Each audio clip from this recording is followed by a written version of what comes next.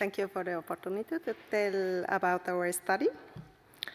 The National Forest Inventory can be a powerful tool to monitor genetic diversity, detect plantations, and link phenotypic and genomic variation in natural populations. In this study, we were interested to see if there are differences between managed and non-managed genetic diversity of these populations, and then to see if there are structural differences, and also in the case of Pinus pinaster to see if we can see if there are plantations, and in the case there are plantations, to see where they come from. I will present a proof of concept using two emblematic species, Pinus pinaster and Quercus ilex.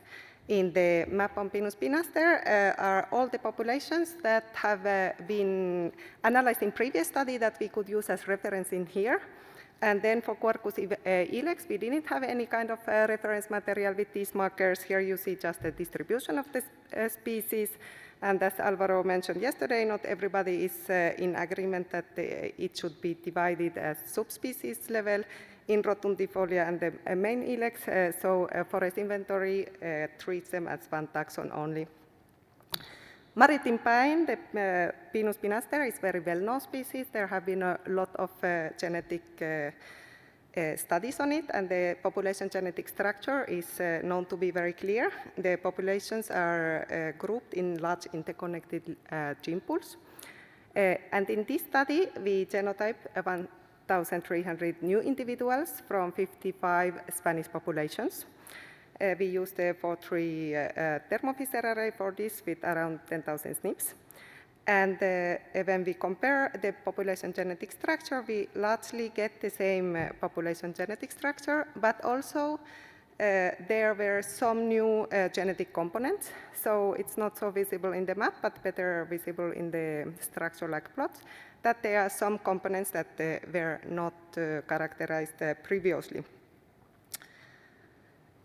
It is very useful to identify plantations from native populations through genetic assignment, but this is not done much in forestry because of logistical and methodological constraints. In Pinus pinaster, there is a genetic reference that we evaluated in a recent study that got the Able Tree Opportunity Grant financiation. So thanks to that, we do know what is the expected degree of accuracy that can be expected from this set of markers and the grouping of individuals and populations in regions of origin. And this baseline can then be to test new samples to find out their origin. For this, we use an R package, Rubias, which was designed for genetic stock identification and associated tasks in fish management originally. And it gives both mixed proportions and individual posteriors, so it can be used for group assignment, but also gives information for each individual. We do want to identify plantations and distinguish them from native population, but this is not always so straightforward. Here I have populations 18, 19, and 20 that are supposed to be native, but then just looking with a simple PCR, we can see that here the population 19, it is clearly divided into two places. So a couple of individuals grouped together with known plantations, while the other ones do not, and we have the same situation in population 18, and then the 20, all of them grouped together with known plantations. And there was something, some other weird things about this population. The 19 and 18 had very high level of genetic duplicates. As this species does not use clonal cultivates, we assume they are full seed cultivates, but it could also be due to inbreeding in the population.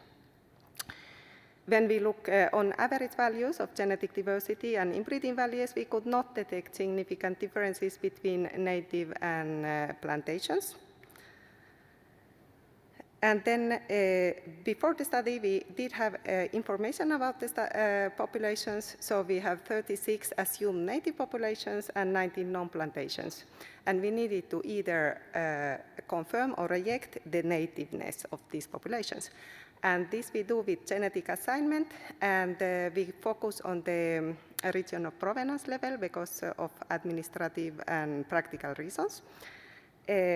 So then we count a population to be native. It has a high probability of genetic assignment probability for the expected region of provenance. So ideally, we get something like in the first picture, we get very high probability to only one region of provenance. But this was the case in only 14 out of 36 cases. Then in some cases, we could confirm the expected region of origin, but with lower probability. And 14 were rejected as native. They came from somewhere else, even if they were thought to be native. And this is rather high percentage. Some of the plantation, they could be from local sources. And then the question is, why do we not always get the high probability for the assignment?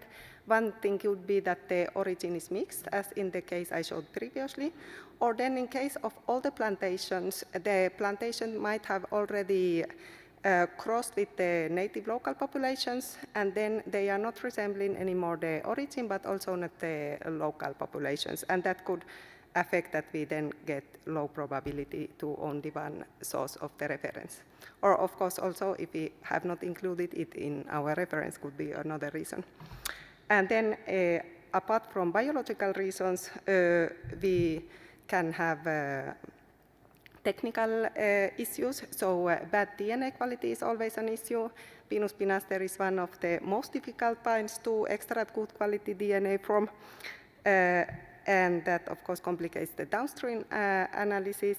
Here in this second picture, there is a PCA where the darker purple spots is the existing reference, and then the pink ones are the new forest inventory plots. So we get the same 3 gene pools in Spain, but you can see there is a batch effect between them.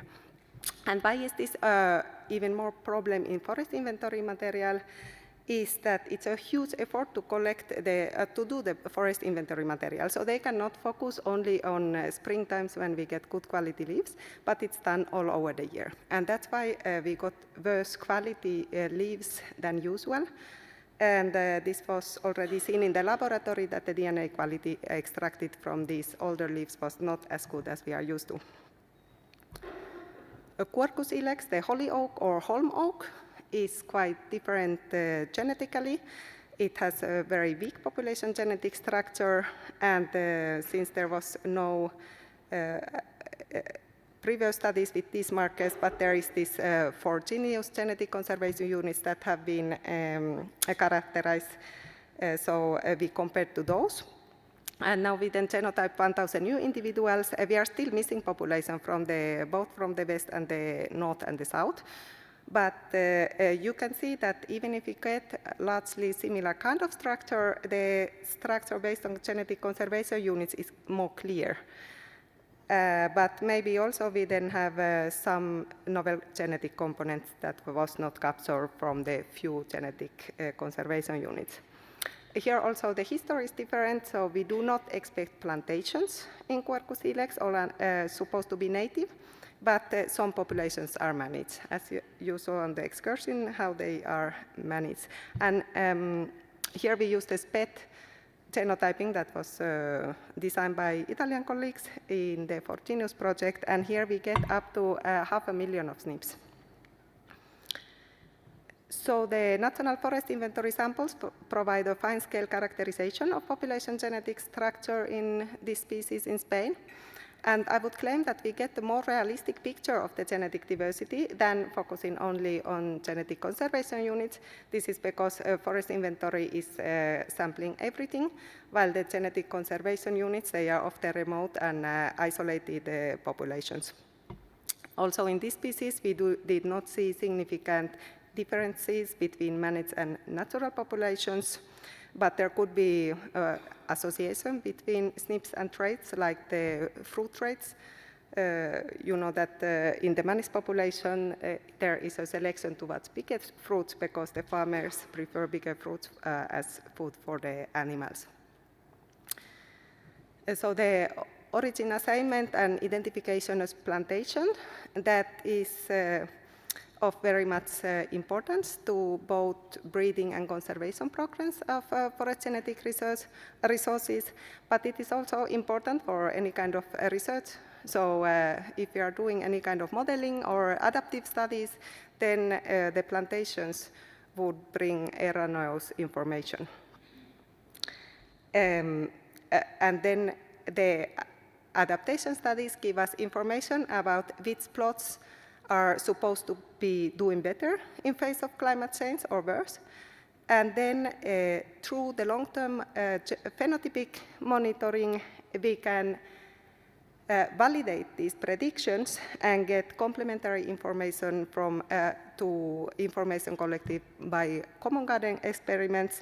So this, together with the phenotypic and genotypic information, we can move into more dynamic forest management.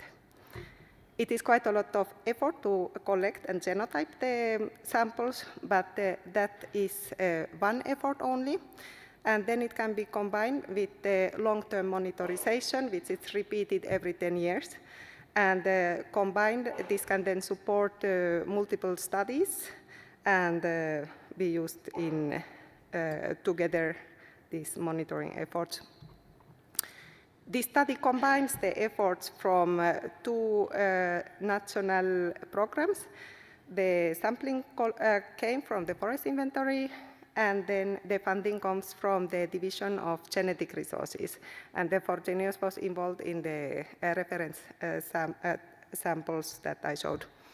Our laboratory technician, Carmen Garcia Barriga, did a huge work in extracting the DNA of all of these more than 2,000 samples. And I thank you for your attention, and I hope I have left some time for questions. Yes.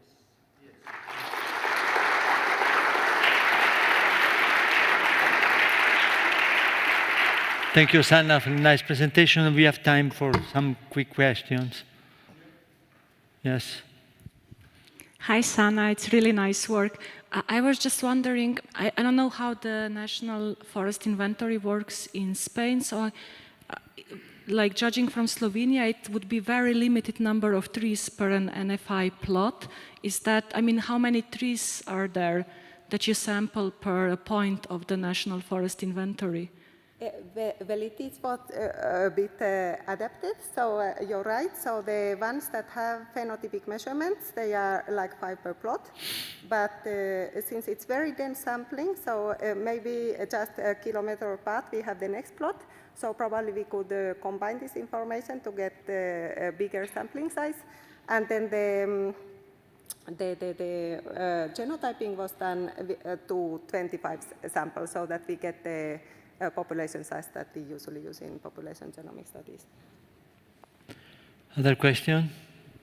Please, Berton.